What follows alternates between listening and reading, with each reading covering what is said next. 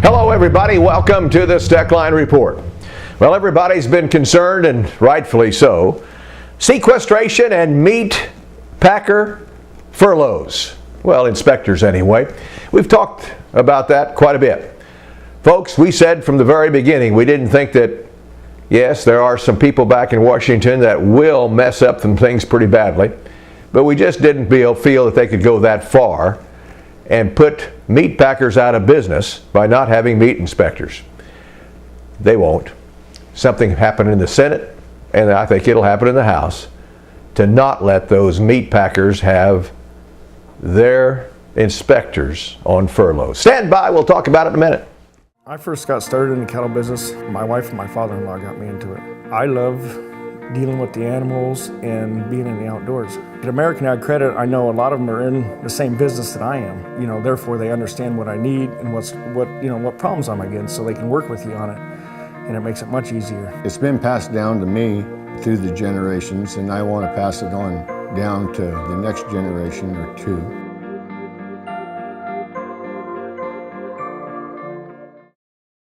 For over 8 decades, America's farmers have counted on the little red tractor from Case IH, the Farmall, to help them make short work of their demanding chores. Well, Straub International can show you they aren't just for farms anymore. With horse ranging from 30 to 140, plus an army of attachments, a Farmall can tackle every chore on your to-do list, from hauling and mowing to loading and towing, and then some. Visit Straub International, your Case IH dealer at any of our 7 locations, to find a Farmall that's right for you.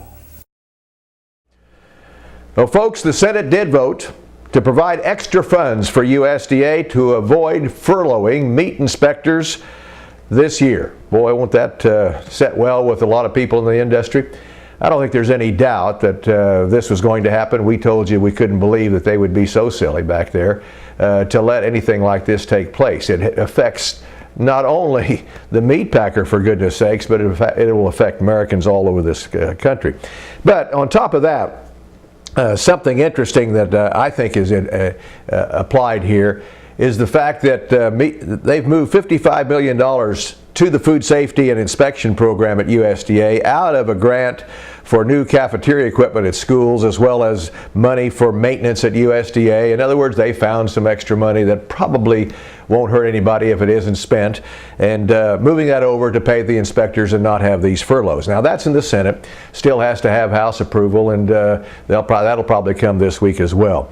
In any event, that is good news. There was a couple of amendments that agriculture wanted attached to this bill that actually solidifies the money situation for the United States until September or October, but they didn't get passed, and it's not a big deal to me, although it is to some entities, no doubt about that.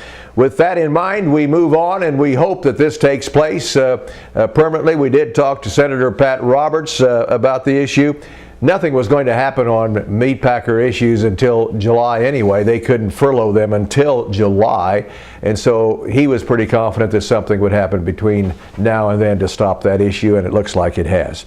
By the way, USDA is going to require farmers to pay back $151 million under this sequester, and we'll get that money mostly by reducing direct payments.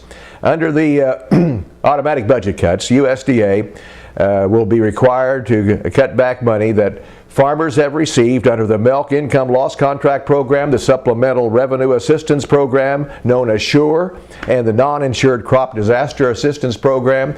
Any of you who have gotten money on those particular programs will have to pay it back, but guess what? You won't have to write a check. They're going to deduct it from the check you're going to get, because supposedly 90% or more of the farmers are going to get direct payments, and they'll just deduct it from there.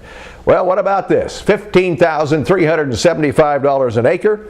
That is a 173-acre farm that sold in Champaign County, Illinois in the last week or two, bought by a couple of farmers and an investor. Woo! What else are they going to do now? That's a little bit tough to figure out how that corn, priced even at $6 a bushel, will make that deal work. By the way, speaking of that, we have the Brazilians with a tremendous crop of soybeans, but they can't get her shipped. We're learning that China is canceling about 2 million metric tons of beans from Brazil. They bought some, like, I don't know, 10 10 million tons or something like that to arrive in February, March.